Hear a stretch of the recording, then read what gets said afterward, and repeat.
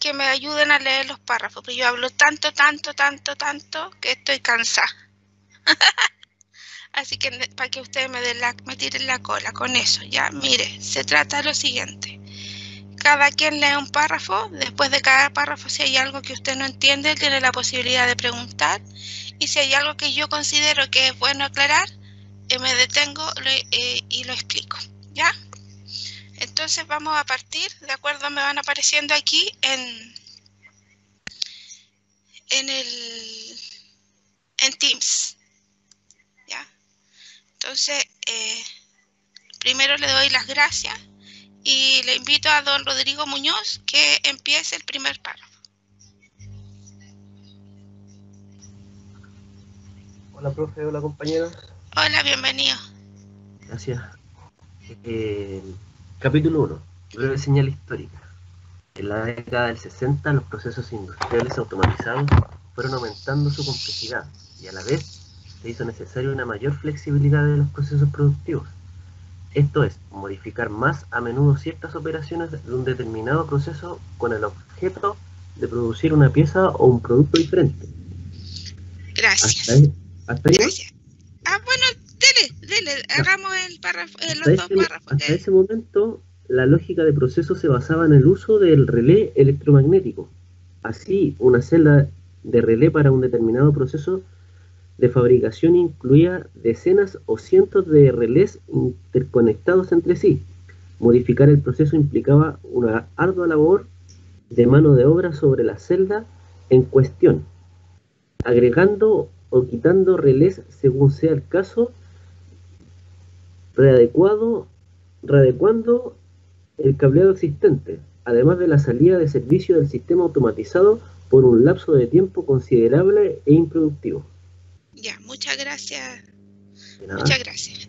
Aquí lo primero que quiero que usted note, dentro de lo que está acá, es que el PLC está basado en la lógica de relé y él trabaja de la misma manera, ¿sí? Recibiendo el estímulo o desestimándolo. Y en esa manera, entonces, pero, digamos, tras la lógica binaria ya no es necesario conectar y desconectar el relé, sino que está implícito dentro del control. Lo segundo que quiero que vea es que desde ese tiempo ya era importante entonces tener la claridad de que los sistemas se estaban tornando muy dinámicos porque estaban pidiéndole ciertas modificaciones a un producto. Si antes tenía, no sé, una asa de una manera, después alguien fue y diseñó otra asa que era más eficiente, vamos cambiando, y todo eso significaba que había que generar reconstrucciones de todo lo que estaba implementado. Y además, después si alguien quería volver a la asa antigua, vamos volviendo de nuevo a todo lo que estaba anteriormente. Entonces, esa flexibilidad ha permitido al PLC posicionarse de la manera que hoy se encuentra. Ahí tenemos el dibujo de un equipo basado en la lógica de relé, ¿sí? Pasé de largo con él. Invito entonces a gracias don Alexis, don Auguste Fleming. Sí, profe. Buenos días. Usted me ayuda con el siguiente párrafo. Le muestro, ahí está. Puede leer hasta celda o hasta improductivo, si es que le parece bien. Gracias. ¿Yo, profe? Usted. Ok. Esto es último motivo que en procesos mediana... ¿Puede...? ¿Grande? Sí, un poco más, profe. ¿Ahí? Ok, ahí está bien. Esto último motivo que en procesos medianamente complejos directamente se fabricaron nuevas celdas de relé con la nueva lógica y se reemplazan estas por las viejas celdas, pues resultaba mayor el costo en productivo debido a la máquina fuera de servicio que el costo de construcción e instalación de la nueva celda. Ante esta situación, surgió la idea de disponer de un aparato que reemplazase satisfactoriamente a la celda de relé, tanto por los motivos citados anteriormente como así también los problemas de mantenimiento y de fallas aleatorias que presentan los relés y que generan alto costo en productivos. Muchas gracias. Bueno, aquí lo que en el fondo va refrendando lo que está planteado en los otros párrafos, ¿cierto? Esta nueva lógica dice reemplazar las viejas por las nuevas. Qué triste. Pero es así, y tenemos que adaptarnos. ¿Se acuerdan que yo les decía que el que no se adapta, ¿qué le pasa? ¿Qué decía Einstein? El que no se adapta, resistirse al cambio, y no adaptarse, es ir directo al fracaso. De lo único que podemos tener certeza en la vida, decía él, es del cambio. Así que no queda otra que adaptarse, y tecnológicamente esto también así sucedió. Además de que los relés significaban, ¿cierto?, un cambio, se trataba de un componente que era, al ser electromecánico, sufría de agripamiento, de fracturaciones, y era necesario hacer mantenimientos bien extensos también para ir haciendo los reemplazos. Entonces, hacer una lógica que permitiera este cambio era algo que se necesitaba y se requería dado los tiempos que se vivían, porque ya habían muchos costos por detención que no se podían sostener en el tiempo. Estaba muy caro. Vamos con dos más cortitos hasta aquí. Ay, perdón.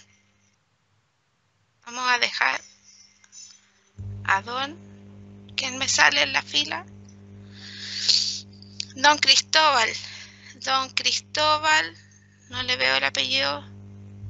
Don Cristóbal Díaz. Hola, profe. Gracias, don Cristóbal. Buenos días, para que despierten. Saquen su mejor voz FM, que yo no la tengo, me encantaría. Ya. En 1968, GM y Dramatic, la división de transmisiones automáticas de General Motors, ofertó un curso para una propuesta de reemplazo electrónico de los sistemas cableados. Bedford Asociado propuso un dispositivo llamado controlador modular digital, MADICOM, y lo implementó en la fábrica GM. Y después de comprobar los resultados, se fabricó comercialmente el primer PLC de la historia, que fue llamado Modicom 084. Estos controladores presentaron la ventaja de ser fácilmente programables, y si después de un tiempo se realizaban modificaciones al sistema a controlar, el programa también podía ser ajustado a los nuevos cambios.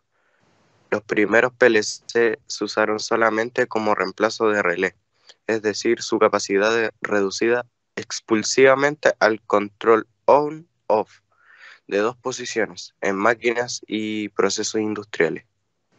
Muchas gracias.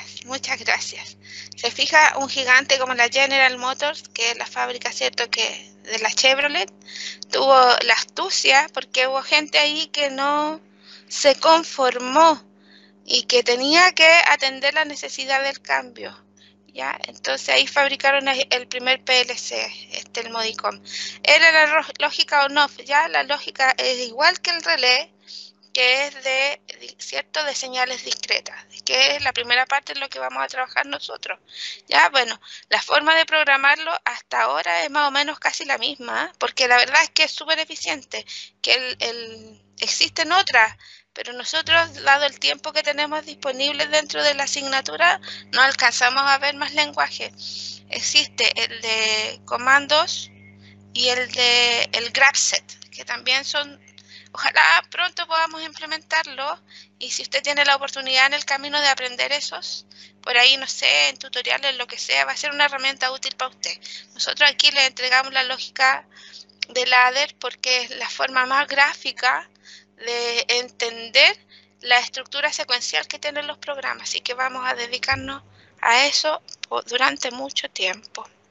Viene don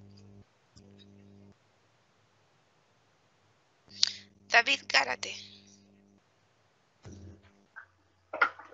Ya, profe. Gracias, don David. Buenos días, ¿cómo está? Bien, gracias a Dios. Qué buena. Profe, dígame, ¿dónde leo? En la década... Ya. En la década de los 70, con el avance de la electrónica, la tecnología de los microprocesadores agregó facilidad e inteligencia adicional a los PLC, generando un gran avance y permitiendo un notorio incremento en la capacidad de interfase con el ordenador.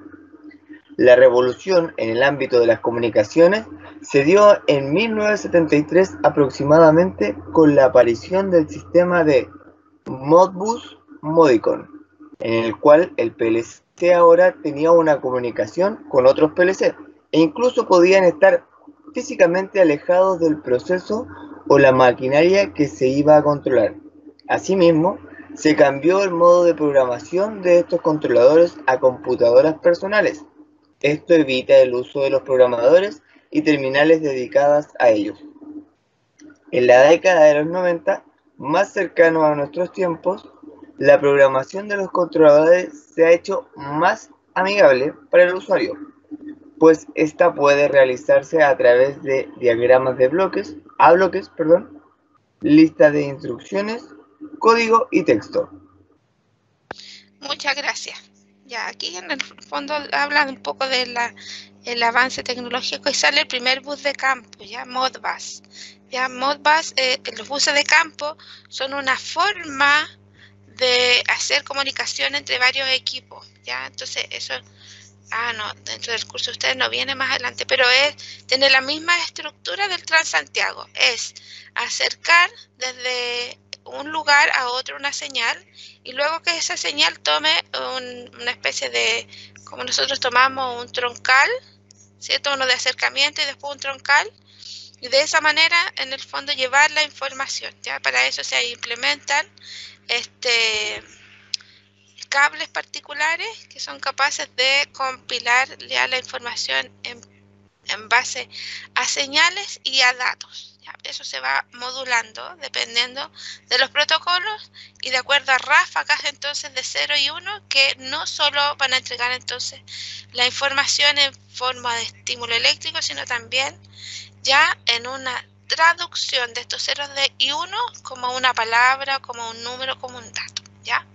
Entonces dice, en la década de los 90, ya claro, en la década de los 90 ya se depuró más la estrategia del ladder y ya se incorporaron, por ejemplo, con la irrupción de la informática, nuevas formas de programar como son los diagramas de bloque y los listados de instrucciones, que esos son las más habituales en conceptos más asociados a la informática, ¿sí? Los códigos de texto también, como lo sería el lenguaje C.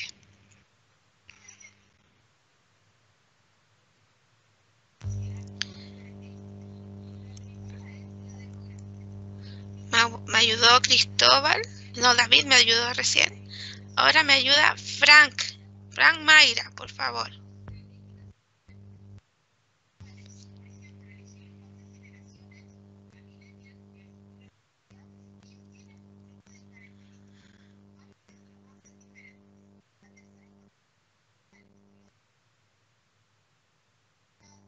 Frank fue al baño. ¿O está grabando nomás? Bueno, espero que esté en el baño. Seguimos. Don Javier Silva, por favor. Buenos días, señorita, buenos días. Buenos días. Adelante, lea hasta donde usted quiera, si puede ayudarme con todo, fantástico. Ya, dice, entre sus aplicaciones, el control secuencial es la más típica y la más extendida de los PLC hoy en día, ya sea en máquinas individuales, líneas de máquinas, empaquetadoras, sistemas de control y de ascensores, etc. La aplicación al control de movimiento se utiliza en servomotores, motores paso a paso, motores jaula de ardilla, etc. Usados en cortadoras de metales, prensas de metales, máquinas ensambladoras, máquinas CNC, robots, etc. En el control de proceso, los PLC pueden controlar parámetros tales como temperatura, presión, velocidad, flujo, etc. A lazo cerrado utilizado control PID, siendo ejemplos típicos la aplicación, las inyectoras de plástico, máquinas extrusoras y la industria química y el petróleo en general. El manejo de datos es una capacidad relativamente nueva de los PLC, la que es posible gracias al incremento de la memoria y el set de instrucciones en los últimos años. Las aplicaciones típicas son en sistemas de manipulación de materiales, celdas de producción flexible y en diversos procesos industriales como el papel, metales primarios, alimentos, etc. Ya, ahí nomás, Mini. Que dijo muchas cosas y tenemos que ir haciendo el pare. Ya. Dice las aplicaciones más comunes en términos secuenciales. Nosotros vimos ahí algunas máquinas, ¿cierto?, que ejecutaban movimientos bien marcados en términos de la secuencia que tienen que seguir. Es decir, primero la máquina posiciona el metal, por ejemplo, una vez que posiciona el metal, después venía un brazo y doblaba una patita, después venía otro brazo y doblaba otra patita, después venía otro, plegaba todo y después venía otro y lo botaba. ¿Se acuerdan? Una cosa así. Entonces, respecto de esa secuencia hay que ser bien preciso y ver entonces dentro de la observación cuál entra primero, cuál entra después. Todo esto enfocado en cuán eficiente es, de qué manera el movimiento va a ser ejecutado de manera más coordinada y finalmente el producto que yo necesito obtener al final. Y ya cuando se necesitan entonces movimientos más precisos o cosas más complejas, entonces se ponen también, están ayudados de implementación ya sea de sensores como de accionamiento que van a poder leer entonces, por ejemplo, expulsos o estímulos en torno a el radio total, por ejemplo, de una circunferencia. Entonces las instrucciones ya se van a dividir en términos radianes siguiendo toda la lógica de la angulatura, por ejemplo, que tiene en el caso de los motores paso a paso, también digamos en cuanto a extensiones o presiones en el caso de las máquinas CNC. En todo eso tenemos que ser súper precisos y para eso hacer los buenos análisis, los buenos levantamientos y los buenos cálculos, ¿ya? Dice, el controlador ahora dice que es capaz de monitorear las magnitudes más comunes, ¿se acuerdan? Las que nosotros veníamos trabajando en los lazos de control. Entonces, temperatura, presión, velocidad. Dice, a través del sistema de control de la estrategia PID, que significa actuar en proporción al error, integrar este error para poder acercarnos al set point y una vez que ubicamos cómo llegamos ahí, tener un impulso que nos da la variable derivativa que nos permita llegar a eso en el menor tiempo posible, porque cuando integramos, ¿cierto?, vamos leyendo la curva bajo, o sea, la información que me va entregando la curva. Entonces, esa área que tengo bajo la curva va a tender, ¿cierto?, a corregir la desviación que tengo, pero con un sacrificio de tiempo muy importante. En determinados momentos, ese sacrificio de tiempo es admisible y nosotros podemos entonces ocupar ese tiempo para hacer la corrección y ajustarme al set point. Es decir, si estoy En 8 yo tengo, por ejemplo, cuento con 2 o 3 segundos para llegar a 10, siendo 10 mi set point, ¿sí? Entonces puedo migrar y corregir mi desviación desde 8 a 10 utilizando 2 o 3 segundos. Es un tiempo admisible. Pero si ese tiempo no fuera admisible y mi producción ya en ese periodo, por ejemplo, saca, no sé, 50, 70 productos ya malos que no están ajustados a lo que yo necesito, es una pérdida. Entonces, en ese caso, yo tengo que aplicar la variable derivativa y hacer que ese tiempo de 3 segundos se acorte, ¿sí? Entonces, con la proporción tengo el impulso para salir desde el error, ¿sí? Y migrar hacia mi set point, ¿sí? Tengo el impulso, ¿sí? Porque actúo en proporción al error. Con la integral, entonces voy observando el comportamiento que va teniendo la corrección y me ajusto poco a poco hasta llegar al set point. Y con la derivativa, ese objetivo de migrar al set point, puedo hacerlo en un tiempo más corto. Entonces, aquí da algunos ejemplos. Después dice que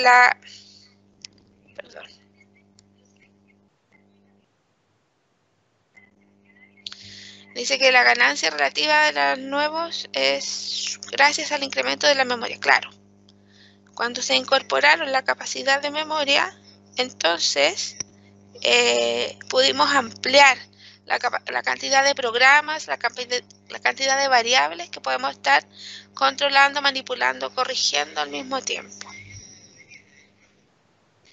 Ay, perdón. Dice entonces, ahí muestra algunos tipos de industria. Entonces, conforme aumentan las capacidades, disminuye el costo y se van incrementando los campos de aplicación de lo mismo. Bueno, todo contribuye a la disminución de costos. Evidentemente, los primeros PLC eran todos caros. Acuérdense que la electrónica que tienen que tener los dispositivos industriales dista en términos de los materiales a lo que es algo domiciliario, domótico, ¿sí? Porque es necesario que no o que responda en condiciones hostiles, porque son más arduas las circunstancias en las que se vive, digamos, está expuesto a cambios de temperatura bruscos dentro de la industria, a fríos, a grandes calores, principalmente a humedad, todo eso. Entonces tiene que resistir y no tiene que ser vulnerable ante eso. Si nosotros conocemos los chips, por ejemplo, de computador o de televisor o de lo que sea, en términos más domiciliarios, si nosotros lo topamos y no está recubierto por esos sobrecitos, ¿cierto? Que evitan la electrostática, podemos estropear el chip fácilmente. Imagínese usted con la cantidad de ruido eléctrico que existe en las plantas. Si ese tipo de electrónica estuviera implementada ahí, evidentemente los equipos se dañarían. Entonces, por eso es que los componentes de industria son más caros, porque necesitan de metales que quizás son más difíciles de conseguir o más caros o que sean más escasos, no sé, pero que tienen un comportamiento que acepta esas condiciones arduas de la industria, que en el caso domiciliario pueden ser cosas que son más habituales, silicio, no sé, cosas más germanio, cosas más habituales, ya, fósforo, que son materiales que están más a la mano en términos de, digamos, de la estructura atómica con la que están diseñados estos, ya. Siempre me quedo pegada en la química, en todo, me voy por la rama. Vamos. Ya terminamos el capítulo 1, fantástico, mire que vamos bien. En nuestro capítulo 2, me ayuda...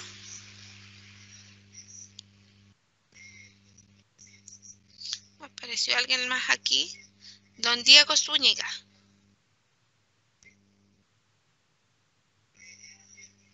Buenos días, profe. Buenos días. ¿Me ayuda con este texto, porfi? Ay, pasé de largo, perdón. Ya. Capítulo 2. Conceptos básicos. Un controlador programable o PLC es un dispositivo electrónico que presenta algunas características muy similares a las de una computadora personal, PC. En efecto, el cerebro de ambos dispositivos es el mismo, un microprocesador electrónico con memoria anexa y solo difieren en otros componentes. La siguiente figura ilustra el flujo de información entre cada uno de estos dispositivos y el medio. Muchas gracias. Ir a mirar la figura.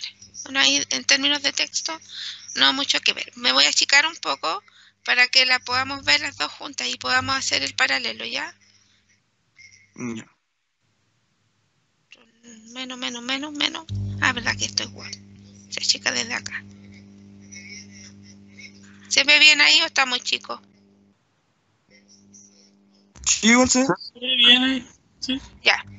Entonces, gracias. Entonces vemos aquí qué cosas tienen similares y cuáles de ellas son distintas. Pero en estructura son lo mismo y lo que se necesita entonces es que reconozcamos cómo se relaciona. Esa es la diferencia, ¿ya? Cómo se relaciona Mire, la figura considera una disquetera. ¡Qué viejo! Bueno, tenemos entonces para la estructura de un PC el microprocesador y la memoria incorporada en él, ¿cierto? Periféricos, ¿sí? O, como decía, interfaces para conectarnos con él, para incorporar información, para procesar información. Oh, la vida mía, ¿cómo le fue? ¿Cómo tuvo su turno? Perdón, niño. Bienvenido. Entonces, tenemos entonces eso, el teclado y el mouse, ¿sí? Entonces, de esa manera podemos ingresar información. ¿Y cómo vamos a poder observarla? Entonces, a través del monitor y la impresora. Dice aquí la disquetera para ir guardando o también recuperando cosas, ¿ya? Pero, digámoslo así, eso ya quedó en el pasado. Y veamos la estructura que tiene un PLC. Yo me acuerdo haber visto años atrás este dibujo para que vea que las cosas se mantienen vigentes en el tiempo en un Icarito. Tenemos el microprocesador y la memoria igual en el PLC. ¿Quién trae la información en este caso? Que incorpora los datos, la información. Son los sensores que están recopilando esa información en el proceso, ¿ya? Y cómo observamos y cómo salimos desde el PLC, entonces son los actuadores. ¿Ya? En el caso del PC es el monitor y la impresora, y nosotros salimos a través de los actuadores. Y tenemos entonces dispositivos de programación. Para programar contamos con el teclado, por ejemplo, de la PC, o con pantallas HDMI. Calienta un poquito más la tetera. Ya. Y entonces son similares, pero tienen sus pequeñas diferencias, pero están, digamos, basados en lo mismo. Voy a agrandar de nuevo el texto para que volvamos a la lectura. Ya. Y me ayuda Don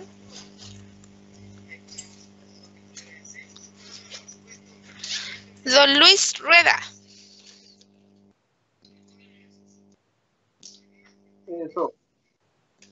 Ah, tengo que mostrar el texto. Ya.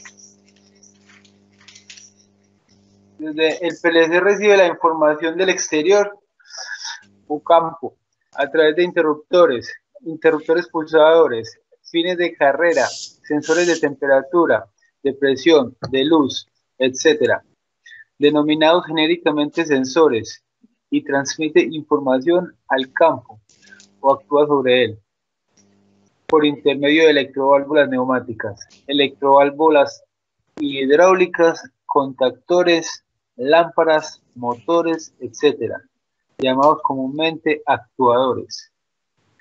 Ambos dispositivos PC y PLC, ante una señal externa, reaccionarán generando una respuesta que dependerá de las características de dicha señal y del programa presente en la memoria de cada dispositivo.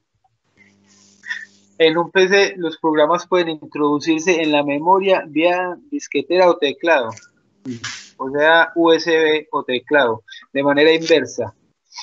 Un programa presente en la memoria puede copiarse en una memoria USB. En los PLC, los programas se introducen en la memoria a través de los dispositivos de programación. Un programador manual, PC, etc. El copiado de un programa residente en la memoria se realiza con los mismos dispositivos y los programas pueden almacenarse en memorias o en memorias específicamente fabricadas para ello. Ya, ahí nomás, muchas gracias. ¿Ve? Entonces aquí se estableció la diferencia entre los periféricos que funcionan e interactúan con cada uno de ellos. En el caso del PC y en el caso del PLC. ¿Ya? Entonces, en el caso del PC tenemos los periféricos de entrada que eran el mouse, ¿cierto? Y la salida, el monitor video. Y en el caso de los PLC tenemos la información que viene de sensores y en la salida tenemos todos aquellos elementos finales de control que nos permiten actuar sobre el proceso. Entonces, en ambos, entonces ante una señal externa reaccionan, ¿sí? Y bueno, ahí habla entonces de las memorias. Sí, yo me hice ahí, pero si quería se la cambiaba. Se la cambio. Mientras las primeras aplicaciones estuvieron orientadas al procesamiento de datos, con el controlador lógico se avanza, dice, sobre el medio físico, ¿ya? Entonces esa es la diferencia. Ambos procesan datos, pero uno tiene que ver en el fondo esencialmente que los datos quedan todo dentro del mismo PC. Si necesito llevarlos a otra parte, entonces tenemos los USB, pero en el caso del PLC él procesa todo ahí. Y los PLC solo de alta gama tienen la capacidad de guardar la información del proceso. Solo los de alta gama. Los PLC básicos y de mediana gama, esos no son capaces de guardar la información. Entonces esa información hay que subirla a pasarelas para que puedan llegar a estar guardadas en servidores. De otro modo, el PLC solo manipula las variables sin dejar ningún registro de eso, ¿ya? A ver, después dice, mientras las aplicaciones estuvieron orientadas al procesamiento de datos con el controlador lógico, con el controlador programable, se avanza sobre el medio físico, controlando acciones que hacen el proceso productivo. Actualmente, dice, la tendencia es hacia el control global de proceso a través de la utilización de redes íntegras que permiten el monitoreo y el control de todas las fábricas o plantas desde una cabina centralizada. Lo anterior es conocido como una red industrial, ¿sí? Entonces, para que podamos hacer este control a través de red y llevar todo hacia una sala de control, entonces es necesario recuperar la información que está pasando en los PLC y ir a replicarla a la sala de control. ¿Y cómo se hace eso? Entonces viajando a través de estas redes industriales. Capítulo 3. Mire que hemos avanzado rápido. Vamos a ver quién me sigue ayudando. ¿Dudas hasta aquí, jóvenes? No, profe, aún no. Gracias. Don Marco Vilches. Vaya, don Marco. A ver, espérame, déjenme ponerle el título porque no me acuerdo qué decía. Capítulo A, estructura. Dale nomás.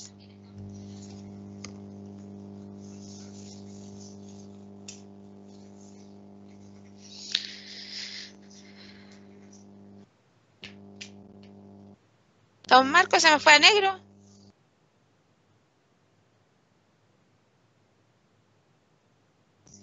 Me dio vergüenza. Ya, no le creo.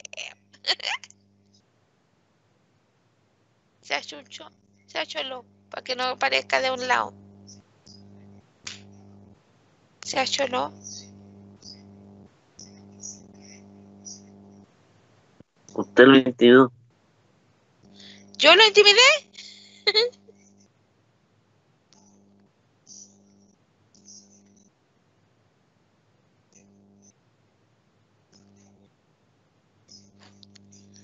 Bueno, sigo.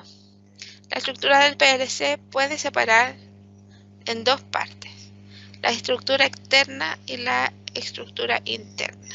La externa, estructura externa o configuración externa del PLC se refiere al aspecto físico del mismo, bloques o elementos en que está dividido, etc. Actualmente son 3 las estructuras que existen en el mercado. Vamos a ver las 3. La primera, el micro PLC. Dice Smart Relay. Las características generales de este tipo de PLC es su cantidad de entradas y salidas, que normalmente no supera las 12 entradas y 8 salidas. Los micro PLC no tienen capacidad de trabajar con registros de memoria y su velocidad de procesamiento es menor en comparación a los compactos y modulares. Su costo es bajo y es útil para aplicaciones simples de automatización. Entonces acá vemos que, por ejemplo, tenemos el logo de Siemens. Este PLC se llama logo. ¿Ya? Este PLC vemos que tiene bornes acá. ¿Ya? Estos bornes son donde llegan las entradas. ¿Sí? Entonces ahí vemos que por lo general, no son, como dice, no son más de 12. Sí, porque son 1,5 bits. ¿Sí? Entonces 8 más 4. Y las salidas por lo general hasta 8, es decir, un byte. ¿Ya? Entonces, fíjense, en el caso de este PLC trae incorporada este display y también botones para poder hacer la lógica del control, dado que no son muchas las entradas ni salidas, la lógica del control desde el mismo PLC. Entonces es pequeño, es chico. Entonces es chico la cantidad de datos que procesa en términos de la información de sensores que llegan desde el proceso, y es chico también la capacidad que tiene en términos de accionamiento. Por lo tanto, están diseñados principalmente como para manejar una máquina que haga un trabajo individual y para la que esté diseñada solo para esa máquina, ¿ya?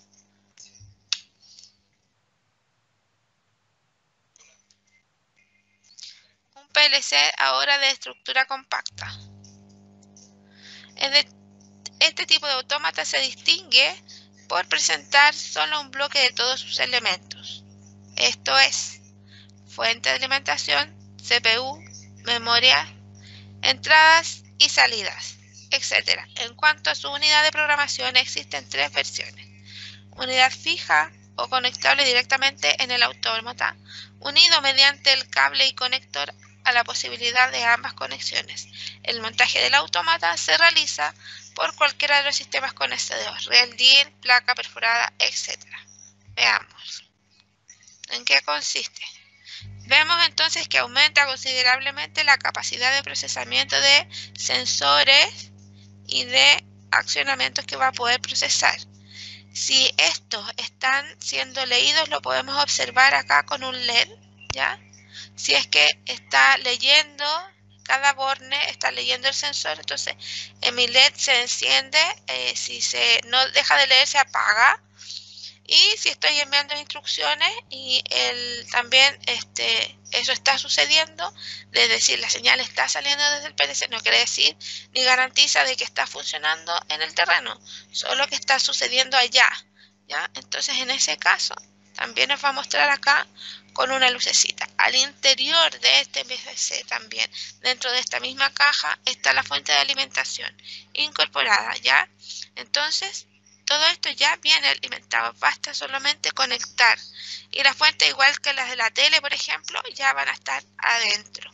Y ¿qué otra cosa decía? La memoria también, evidentemente incorporada, y el procesamiento de entrada y salida. Aquí vemos 2 modelos de PLCs compactos de Delta, el 20PM, DVP-20PM y DVP-32EH. 2 modelos distintos para los cuales usted, cuando bajamos el ISP Soft, dijimos que era para programar modelos DVP, ¿se acuerdan? Sí, profe. Veamos ahora el de estructura modular. Dice, como su nombre lo indica, la estructura de este tipo de PLC se dividen en módulos o partes del mismo, que realizan funciones específicas. Aquí cabe hacer 2 divisiones. aún no tenemos, se fija que, ¿se acuerda que yo le decía que, no sé si se les dije a ustedes, pero siempre lo digo, entonces por eso creo que lo dije, ¿ya? Nosotros recibimos tecnología desarrollada en distintas partes del mundo. Entonces, por eso tenemos que conocerlas y reconocerlas entre ellas para poder actuar sobre eso, ¿ya? Entonces, tenemos la estructura americana, que dice se caracteriza por separar las entradas y las salidas del resto del autónomo, de tal forma que en un bloque compacto están reunidas la CPU, memoria del usuario o programa, fuente de alimentación y separadamente las unidades de entrada y salida en los bloques o tarjetas necesarias. Y la estructura europea, ¿sí? Entonces su característica principal es que existe un módulo. ¿Qué pasó? Ah, te recibió algo.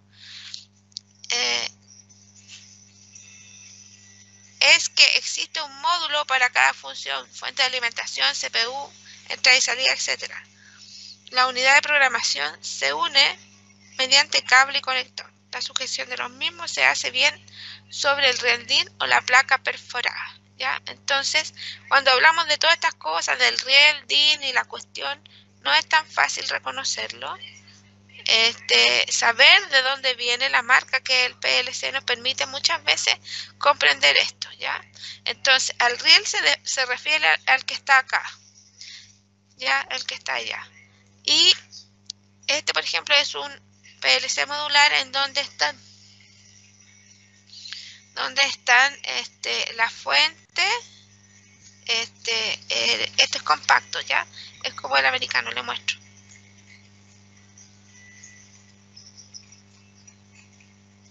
Dice, reunidas, dice, la CPU, memoria, el usuario del programa y la fuente de alimentación separadamente y unidas en otra parte, entonces, los bloques y tarjetas necesarias. Y, no, perdón, la estructura que tiene el Delta que está abajo es la europea, dice. Existe un módulo para cada parte. Ahí está, un módulo. Uno para fuente, otro para CPU, otro para entrada y otro para salida. El nano. Este es el PLC más común y con este tipo de PLC es que nosotros vamos a trabajar, ¿ya? Entonces, no lo mire así tan... porque el nano tiene la particularidad de que es expandible, es ampliable. Entonces, yo tomo varias partes nano y las voy acomodando, ¿ya? Entonces, la característica es su elevada performance, procesamiento, su hardware compacto y su bajo costo, ¿sí? En la medida que la electrónica ha ido mejorando, entonces también ha hecho aquellos avances, ha sido aplicable a este tipo de estructura y nos ha permitido achicarlo, igual que los celulares. Dice, se presenta generalmente como unidades CPU compactas con algunos cuantos puntos de entrada y salida, con una flexible capacidad de ampliación. ¿Ve? Módulos más de entrada y salida digitales, de analógicas también, para señales especiales. Presentan una alta velocidad de procesamiento, tiempo de ejecución por instrucciones, ese es el procesamiento, ¿ya? Además de una gran capacidad de líneas de programación. La capacidad de procesamiento, me voy a tener el tiro aquí, es la capacidad de lectura que tiene el instrumento, y eso se llama scan. Cada scan que hace de las lecturas de las entradas, es decir, la información que viene desde los sensores, lo hace cada 15 milisegundos. Y de la misma manera procesa la información e envía las instrucciones a los accionamientos o controladores. Eso es demasiado rápido para los sistemas físicos. Los sistemas físicos le cuesta un tiempo a acomodarse y responder a esta velocidad, así de rápido, ¿sí? Entonces, ese es el tiempo de ejecución por instrucción. Además, dice de una gran capacidad de líneas de programación, ¿sí? Entonces, son muy útiles, tienen una cantidad de funciones y el procesamiento entonces de esta línea es amplia para ser tan chicos. Dice, otra importante son sus puertos de comunicación integrados como ampliables. Lo hacen compatible con la gran parte de redes industriales. Ay, perdón. Seguí de largo. Quiero mostrarle la foto. Ahí está el nano.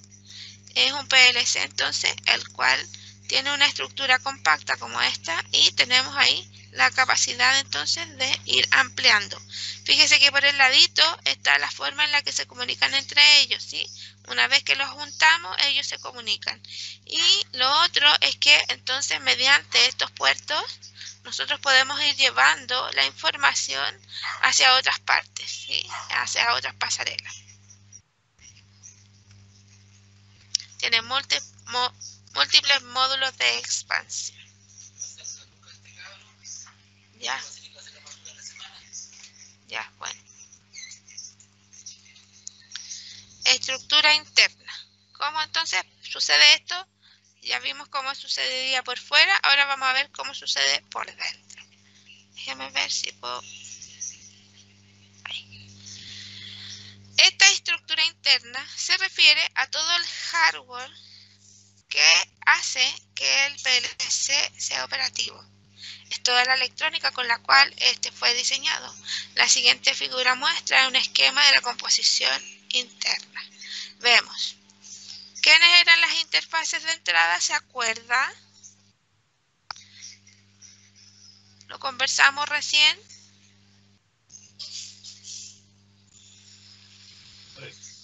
¿Eran los sensores o no, profe?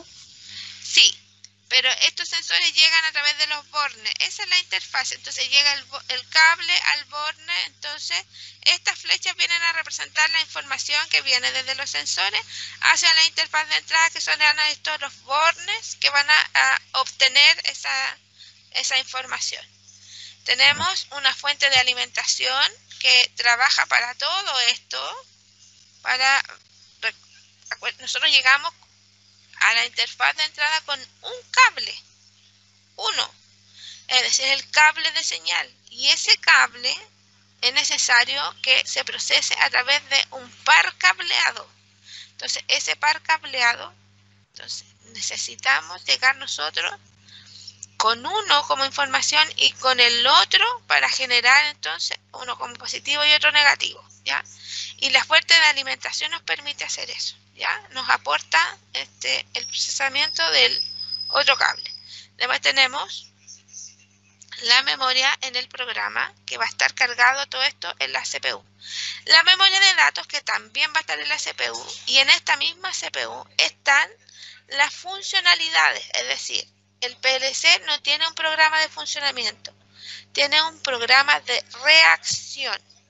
El funcionamiento hacia los elementos que están en el terreno, a modo de procesamiento de la información y a modo de procesamiento de los hechos a controlar, está dado por el programador. Entonces, de lo que nosotros nos provee el PLC es de algunas funciones para generar ese control. ¿Qué te decía? Entonces, y esas son las funciones que vienen incorporadas en capacidades para poder nosotros generar estructuras dentro de esa lógica, ¿ya? Y después tenemos, dice una memoria que es imagen de entrada y salida, ¿ya?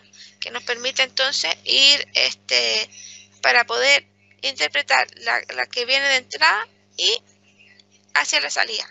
Y después, no mucho, siéntate sin comer papel. No. Y después tenemos la interfaz de salida, que es donde los bornes de salida, de donde nosotros vamos a enviar información hacia los elementos finales de control, hacia todos los periféricos accionadores, motores, bombas, válvula o todo lo que tiene que responder para ir a corregir en pos de ir a corregir la magnitud, en pos de ir a buscar el set point, ¿ya? Y todo esto se hace en un bus interno, es decir, lo que está siendo procesado al interior está siendo comprendido por todas las partes. ¿Duda aquí?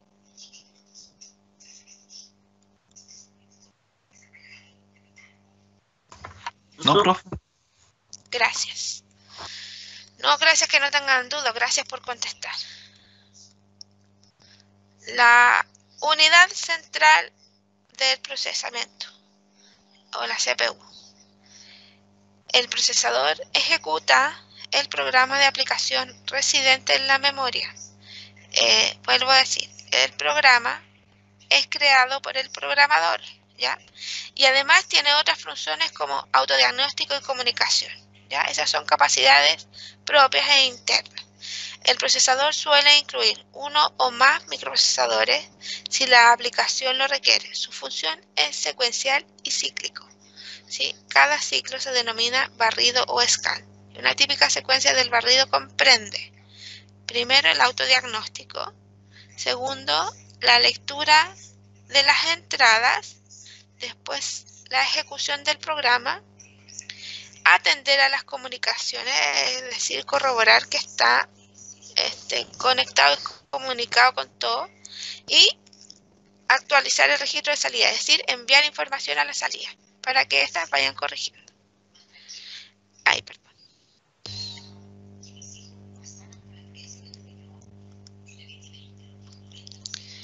Dice el tiempo, a ver, aquí está bien. El tiempo de la demanda del PLC completar el ciclo se denomina tiempo de barrido o scan time. Puede resultar crítico en el proceso en el que se requiera cierta rapidez. Los fabricantes en lo general dan el tiempo de barrido para ejecutar 1000 instrucciones. Entonces esos 15 milisegundos son para ejecutar las 1000 instrucciones, ¿ya? Pero al no estar normalizado el tipo de instrucciones, el dato no alcanza para comparar distintos PLC. Puede darse en el caso de un PLC ejecute más en menos tiempo o más instrucciones. Puede ser más rápido que otro en cierto tipo de estructura y viceversa. Además, el scan time depende de la técnica de programación y de la habilidad del programador. En definitiva, cada aplicación requiere un estudio más o menos complejo para seleccionar el PLC más adecuado. Ahí está una fotito de la CPU, para que usted la reconozca, no es otra cosa entonces que un chip de memoria. La memoria está dividida en varias áreas que corresponden al sistema operativo del procesador, memoria de programa y memoria de datos. Registros de entradas, registros de salidas y etc. Puede comprender uno o más chips de memoria de acuerdo a la cantidad y tipo de memoria necesaria. La capacidad de almacenamiento de una memoria suele cuantificarse en bits, bytes o words. Un bit es un espacio en la memoria, un byte equivale a 8 espacios y un word o palabra equivale a 16 espacios. ¿Ya? Eso quiere decir, lo vamos a ver cuando estemos procesando ahí datos, información ya más numérica en el PLC. Quiere decir de que para algunas actividades yo puedo hacer un procesamiento en términos de el estatus de un bit, pero para otras ya no, y requiero entonces de un byte completo, ¿ya? Esa información entonces va a estar traducida en términos numéricos a través de un byte completo. Cuando ya necesito que este procesamiento tenga datos extra, información adicional, o que se transforme concretamente ya en una palabra, entonces ocupo 16 espacios, ¿sí? La Word son 16 espacios o 2 bytes. El sistema operativo viene grabado por el fabricante en una memoria ROM. Solo puede leerse, no siendo posible su modificación.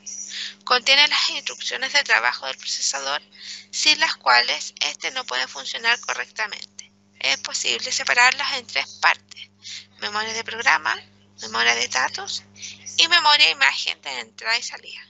La memoria de programa,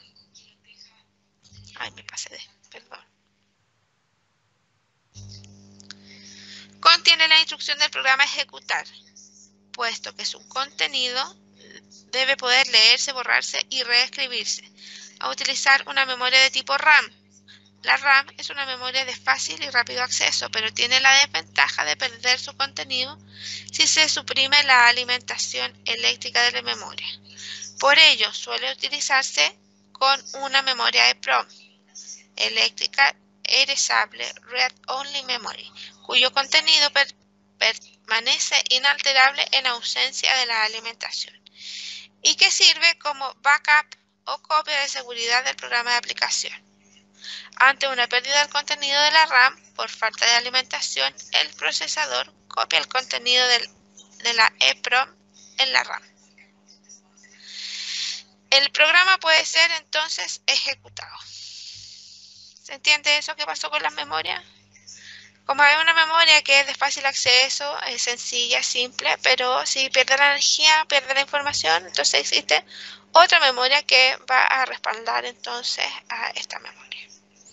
De todas maneras, se use o no la EEPROM, siempre se conecta a la RAM. Una pila de litio de larga duración de 2 a 5 años que alimenta, cuando se desconecta o falla la alimentación externa. Asimismo, en la rutina de autodiagnóstico del procesador, censa el estado de la pila e informa en caso de baja batería a través de un mensaje visualizable enfrente del PLC, generalmente un LED rojo que se enciende. Además, es posible utilizar la información sobre el estado de la pila para ejecutar la rutina de aviso de interrupción del programa u otra rutina según sea el caso. La memoria de datos, seguí de nuevo de largo. Se utiliza tanto para grabar datos necesarios a fines de ejecución del programa como para almacenar datos durante su ejecución y o retenerlos luego de terminar la aplicación. Se trata de una memoria RAM. La memoria de registros de entrada y salida son espacios de la memoria donde se tiene una imagen de lo que ocurre en la entrada y la salida del PLC. Por ejemplo, al oprimir un pulsador conectado en una entrada, el cambio es registrado en el espacio donde corresponde el registro de la entrada. De forma similar, de la ejecución del programa surge la activación o energización de una salida. También se registrará un cambio en el lugar donde corresponde el registro de la entrada. Bueno, en este caso, a veces esos cambios, en el caso de las entradas y salidas, dependen del estatus que recepcione una de las patas del chip, dependiendo de cuántas esta procesa, ¿sí?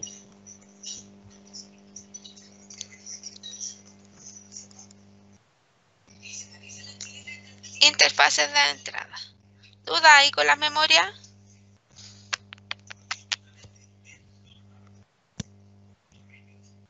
Profe, en el fondo, ¿cuál sería la diferencia entre la ROM y la RAM? La ROM y la RAM. La RAM es una memoria que es de fácil acceso pero poca capacidad. Entonces no guarda nada. Por eso usa esta de respaldo. Claro, eso. ¿Ya? Y la otra, la ROM. ¿Ya? Entonces, la ROM guarda. sí, pero no se preocupe, son temas más informáticos, es para cultura general, no viene en términos de evaluación, es cosa que usted sepa nomás, que la información es procesada con memorias que algunas tienen la capacidad de guardar, pero otras no. Entonces, ante un corte, tenemos la tranquilidad de que hay una memoria que tiene el programa respaldado, ¿ya? Eso. Ya. Pero una consulta con respecto a estos tipos de memoria PLC. Entonces, dentro de esos chips, ¿se almacena la información o tienen los comandos que yo voy a controlar? Tiene solamente los comandos que usted va a controlar. La información del procesamiento de las señales o la data histórica del procesamiento de esas señales no se registra. Para hacer eso es necesario llevarlo a otra parte a generar esa redundancia, ese respaldo, guardar cómo estuvo la señal, por ejemplo, a las 8 de la mañana y cómo estuvo a las 12 de la noche. Eso no queda registrado. El PLC solamente procesa, sin dejar registro de eso. Lo único que está registrado es el programa, las acciones, los comandos del programa. Para poder hacer entonces la traza de las variables es necesario hacer una redundancia y llevar esa información a otra parte en donde se lleve ese registro. ¿Ya? Ya, profe, gracias. Ya, Profe, mi niño. yo recuerdo cuando estábamos en el colegio, en electrónica nos hicieron hacer un experimento con el 555, que tenía ¿Ya? como con puertas de apertura, cerrado, y con una variación de condensadores y diodos, hacíamos como que se prendieran unas lucecitas como tipo semáforo. Ya. En definitiva, esto vendría siendo casi lo mismo. Casi lo mismo. En esos mismos estándares. ¿Cómo estaba la luz o qué luz había encendida a las 12,01 segundos, minutos y 01 segundo, no hay registro dentro de ese chip. Solamente lo procesó, ¿cierto? Ajá. Eso mismo. Ya, Esto pero mismo. yo pensé que eran como casi como computadores estos PLC, así como que almacenaban como una memoria que uno le guardaba información y quedaba todo. No.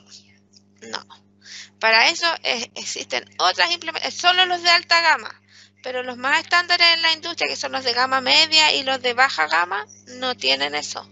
Pero sí existen módulos que hacen eso. Mire, le voy a mostrar. Ya, profe, muchas gracias. Me voy a devolver para mostrarle. ¿Cómo me devuelvo página? Más rápido. Retroceder página. Aquí. Más abajito. No mucho, no langüetes. El teclado, hombre. Ya, aquí, por ejemplo. Esta es la CPU y aquí están las memorias, ¿ya? Pero, por ejemplo, puede ser este módulo. Este módulo sí puede ser un módulo que va a tomar la información que está sucediendo acá y se fija que tiene ahí conectores. Entonces, estos conectores son capaces de llevar esa información y llevarla a un lugar, porque este no lo guarda tampoco, a un lugar donde se registre la traza en el tiempo de la información, ¿sí? Entonces, este lo que hace es llevarse la información hacia el otro lugar en donde va a estar guardada, por ejemplo, un servidor. Muchacho, no. Ya, pues, papi, quédate tranquilo. Ya. El profe me queda más claro, muchas gracias. Ya, qué bueno, Miguel. Entonces, avanzamos la página.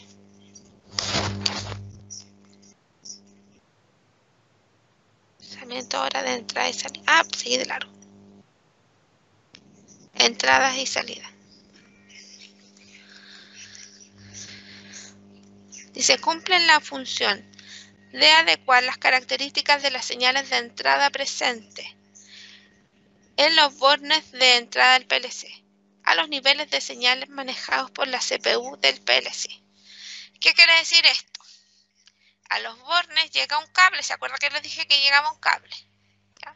Ese cable trae un dato que es una señal, que es un estímulo eléctrico, ¿ya? El PLC, para poder interpretar este estímulo eléctrico y convertirlo en información, es necesario que lo manipule. Y lo manipula en términos de traduce esa señal en un dato susceptible de poder entrar al programa y procesarlo. ¿Cómo se hace eso? Dice, es el nexo entre los bornes de la entrada y la CPU. El acoplamiento utilizado es casi siempre optoelectrónico. ¿Qué significa esto?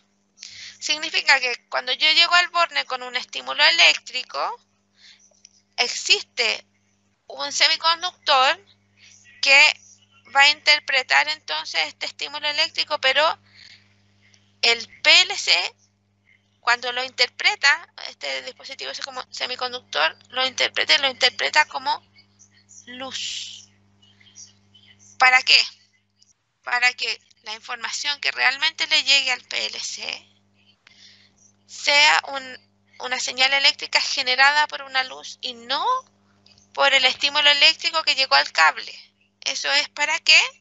Para generar una aislación en términos eléctricos entre la electrónica interna del PLC y ese estímulo. Supongamos que alguien se equivoca y en vez de llegar a un borne de 24 volts llega con 110 volts. Lo que va a suceder ahí es que se nos podría quemar toda la CPU, ¿cierto? Porque está llegando una señal que es distinta para lo que esto está diseñado, que máximo va a resistir 30 volts. ¿Ya? Entonces, para evitar eso, cuando interpreta la CPU, esta información la interpreta a través de un optoacoplador. Entonces, el optoacoplador lo que hace entonces es interpretar este estímulo eléctrico y separa. Entonces, hasta él llega el estímulo eléctrico. Desde ahí para adentro es lo que entrega información de luz. Y es la luz la que es traducida finalmente por otro semiconductor.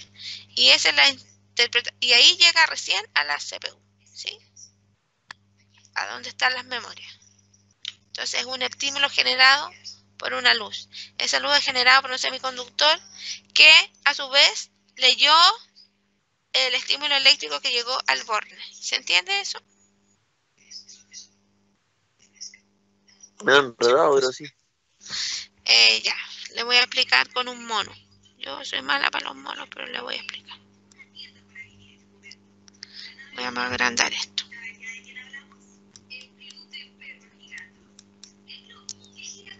Vamos a ponerlo acá. Ya.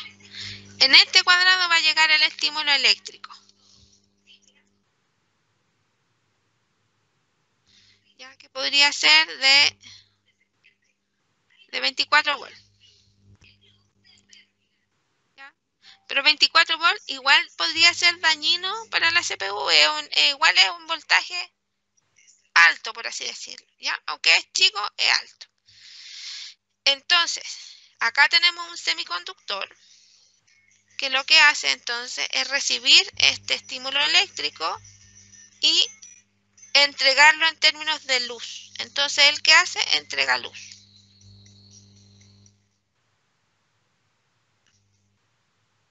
El semiconductor entrega luz y esta luz es interpretada por otro semiconductor que es sensible a la luz. Y él, a su vez, entrega el estímulo eléctrico a la CPU.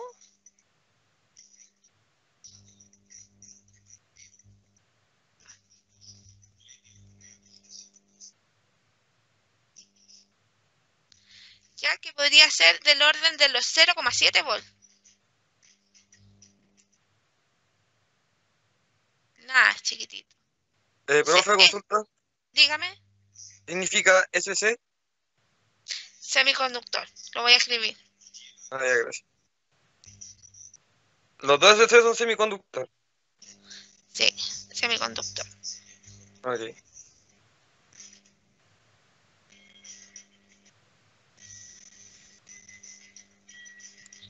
Control C. Control. Ya. Entonces tenemos. Si es que esto en realidad debería tener ahí un dibujillo. ¿Ya? Un estímulo eléctrico que es del orden más o menos de los 0,7 volts, que es más o menos es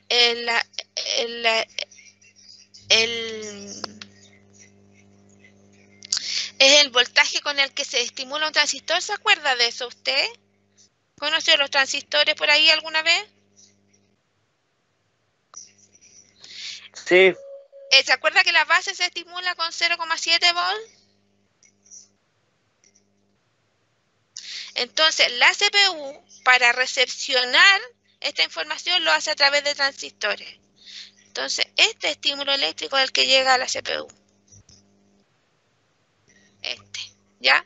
Entonces, llegamos con un estímulo eléctrico que es físico desde los sensores, lo lee un semiconductor, ¿ya? Un semiconductor que generalmente va a ser algo diseñado en la lógica de los diodos y los transistores, así de ese orden, ¿ya? Este semiconductor puede ser, por ejemplo, un diodo, ¿ya? Este diodo, entonces, funciona con una luz que la recibe otro semiconductor, que es sensible a la luz. Este genera luz y este es sensible a la luz. Entonces, este lo lee y al leerlo, entonces, como es sensible a la luz, genera este cambio del voltaje, que es de 0,7. Y ahí, este estímulo eléctrico es el que otro transistor al interior de la CPU es capaz de interpretarlo. ¿Se entiende ahora? Un poco más que delante. Sí, esa es la señal de entrada y para la salida la misma línea. Para la salida es la misma línea, claro, sí. Al revés, po. Entonces, y todo esto pasa súper rápido, así que en realidad no. Y los optoacopladores son súper fieles en vida útil casi ilimitada, así que es raro que algo falle producto de esto. Entonces, lo que nos permite a nosotros es aislar eléctricamente toda la estructura en términos de memoria del PLC y está todo el procesamiento al interior, está basado en voltajes muy chiquititos que no revisten ningún tipo de peligro. ¿Se entiende eso?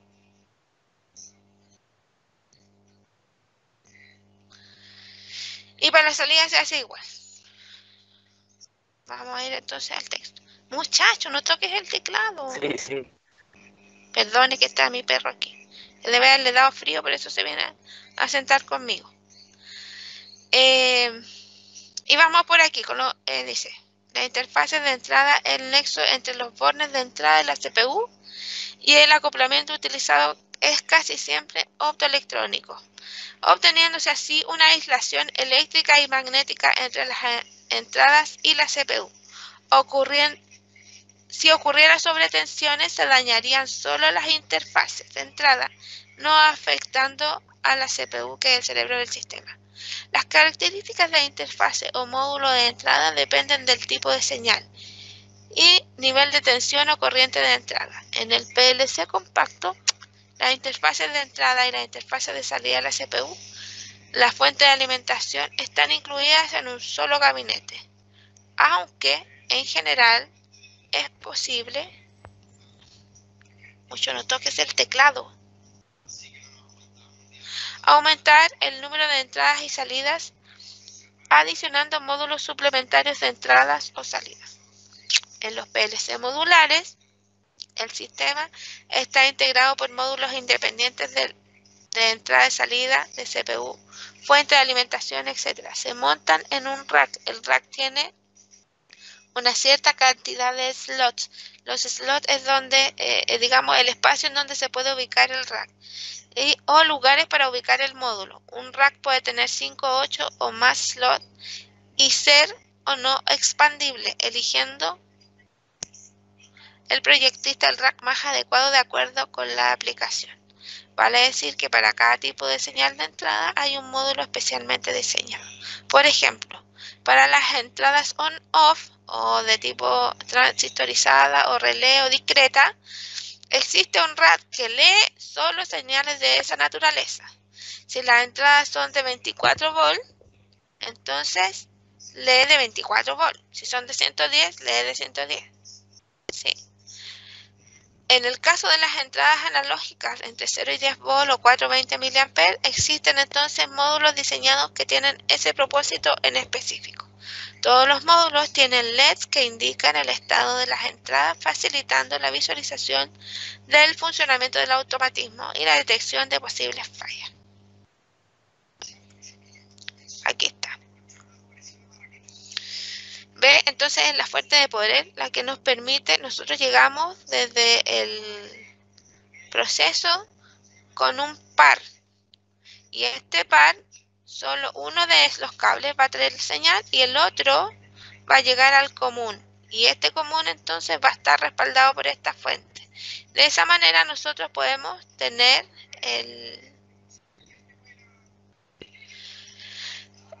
la lectura de las señales independiente, entonces, porque la fuente nos está ayudando. Entonces, ¿cómo se conecta, por ejemplo, un pulsador que es de tipo relé, ¿cierto? No es transistorizado. Entonces, viene aquí, está aquí dentro de lo físico. Cuando esto es pulsado, entonces tenemos el conducto cerrado, el switch cerrado, y es leído por la entrada. Fíjense que aquí tenemos solo uno de los cables, que es el que trae señal, y el otro está por el común. Dice, por ejemplo, en el caso de un switch de temperatura, ¿cierto? Que va a estar actuando dependiendo del cambio de la temperatura, también lo mismo.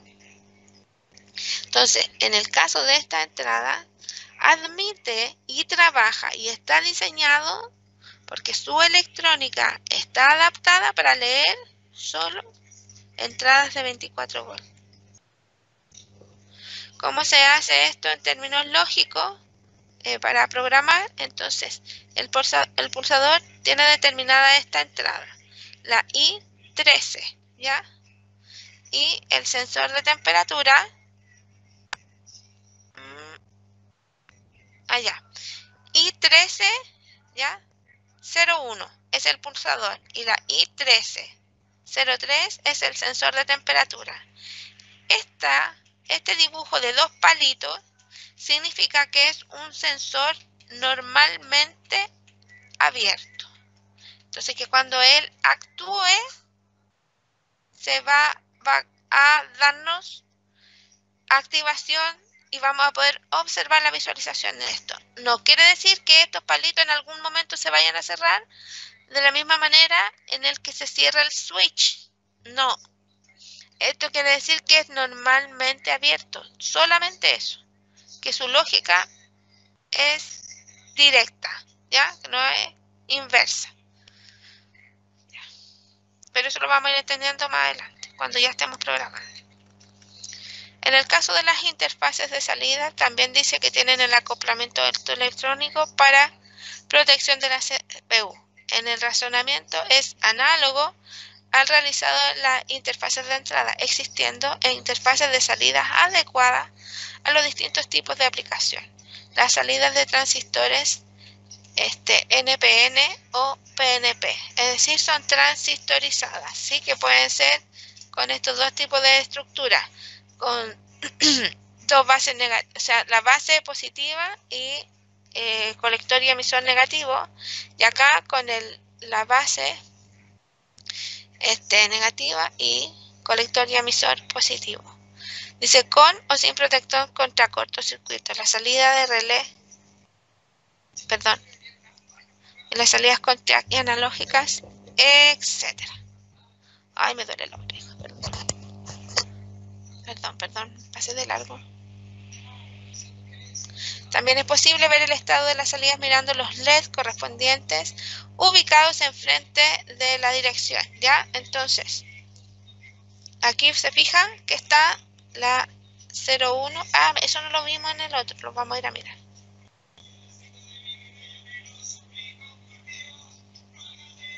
Aquí estaba 01, el switch, y temperatura 03, aquí. Ahora, ¿por qué este es I013? Quiere decir que este slot, este módulo de entrada y salida es el 13, ¿ya? Eso es. Vamos a ver el tema.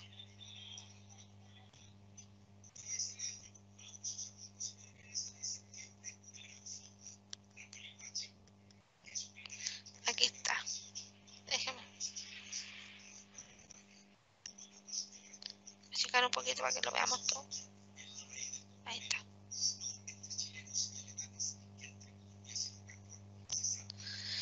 Entonces tenemos salidas desde el PLC que también van a llevar un voltaje cuando se activen 24 volts.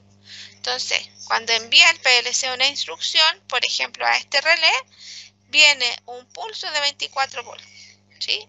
Que es leído por esta bobina y funciona. Y funciona, por ejemplo, asociado a este motor.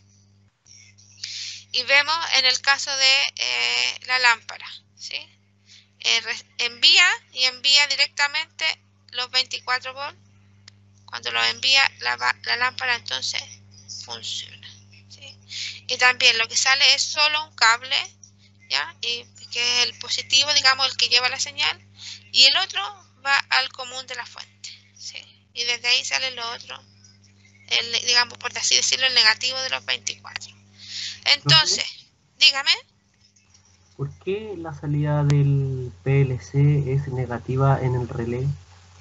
Porque tiene la fuente de alimentación de 24 como positivo hacia la bobina, pero desde el PLC vendría siendo el negativo, ¿cierto? Sí, viene saliendo negativo, tiene usted razón. Yo creo que a lo mejor aquí el dibujo quedó malo, porque para las entradas tienen que estar todas iguales, todas, a menos de que el transistor de recepción tenga una lógica inversa, ya, pero eso no está señalado en este dibujo, ya, pero sí, deberían ser todas iguales para no generar ningún tipo de complicación en la conexión, ya, pero sí, usted tiene razón, para el relé viene, y será porque a lo mejor, a ver, porque tiene una, no sé decirle, yo creo que el dibujo quedó malo. Debía estar colgado de abajo. A menos que aquí la recepción de esto esté con un transistor con la polaridad, ¿cierto? Recibiendo ahí en la base negativo, para que pueda generar entonces el paso entre emisor y colector positivo. Eso es lo que se me ocurre. ¿Ya? ¿La lámpara pasa lo mismo entonces? Sí, pero la lámpara es positivo. Se fija que el cable es positivo y el común está dado por acá, el negativo. Pero desde aquí sale directo positivo. Veamos entonces Profe, sí, dígame. ¿la lámpara prende con solamente positivo? ¿Con No, solamente positivo enciende la lámpara? no enciende solo con positivo, es solo que el negativo para esta lámpara está dado por la fuente de poder. Y la señal viene solamente entregada por el positivo, la señal. Ah, ya, la fuente de poder llega al PLC de 24. De la fuente al PLC, del PLC entra a la lámpara y de la lámpara se va a la fuente. Eso, y ahí cierra la lámpara, eso, muy bien. Ya, entonces, veamos, miren el rack de entrada, de salidas, es el 12, siendo el 3 el motor y el 7 la lámpara. Entonces ahí es importante tener súper claras las direcciones, porque si no, usted va a mandar instrucciones al lado donde no es lo correcto.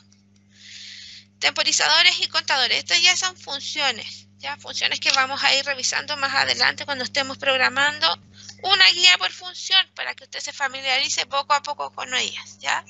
Dice, el área de la memoria que simula el funcionamiento de estos dispositivos, los temporizadores permiten realizar retardos de tiempo y los contadores permiten contabilizar un cierto número de sucesos. Por ejemplo, cuántas veces un cilindro llegó a su final de carrera. Después dice fuente de alimentación. La fuente de alimentación proporciona las tensiones necesarias para el funcionamiento de los distintos circuitos del sistema. La alimentación a la CPU puede ser continua, tensión muy frecuente, 24 VCC, tensión muy frecuente en cuadros de distribución, o en alterna de 110 y 220. En cualquier caso, es la propia CPU la que alimenta las interfaces conectadas a través de un bus interno. La alimentación de los circuitos de entrada y salida pueden realizarse según sea el tipo, en alterna o en continuo, y con las más características. A un reset del tipo secuencial y cíclico, es decir, las operaciones tienen lugar una tras otra y se van repitiendo continuamente mientras el autómata esté bajo tensión. Eso quiere decir que no está estresado, sino que está energizado. ¿Ya? Entonces, seguí de largo.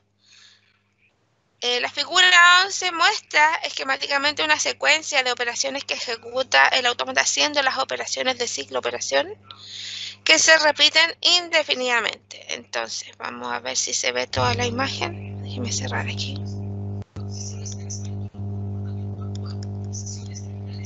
No, voy a tener que achicarlo un poquito.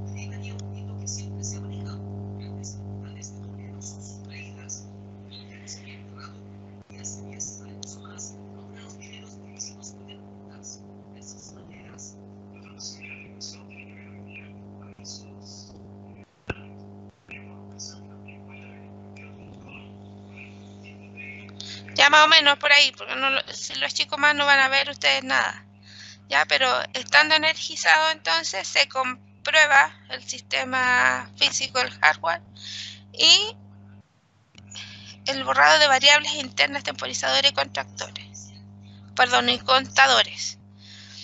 El procesamiento entonces común, dice puesta a cero, watchdog, dice comprobación de conexiones y memoria. Si esta comprobación es correcta, esto que usted está viendo aquí es un algoritmo, ¿sí? Que es el que sigue el PLC. Entonces, lee las entradas, después escribe las salidas y ejecuta el programa del usuario.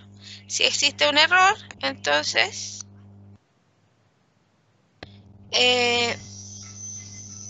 servicio a periférico interno. Entonces, es decir, avisa para que sea corregido este error.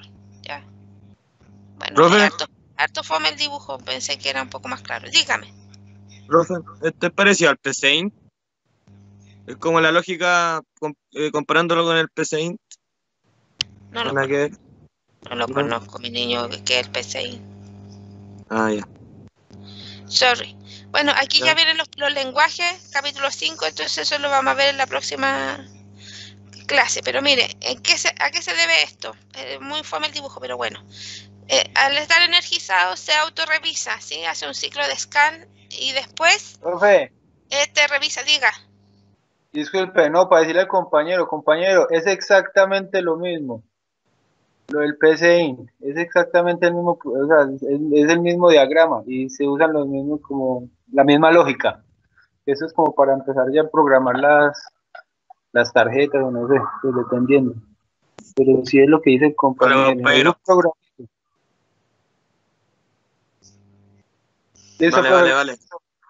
Gracias. Ya, yo no lo conozco, pero ustedes, qué bueno que había alguien que podía contestar. Gracias. Profe, es un programita para hacer esto mismo que usted está haciendo ahí, como que uno los puede dibujar ahí, así en los cuadritos, y él ya le tira como el código a uno, o uno lo puede hacer. Ya, como ese juego que juegan los chiquillos que es de bloque.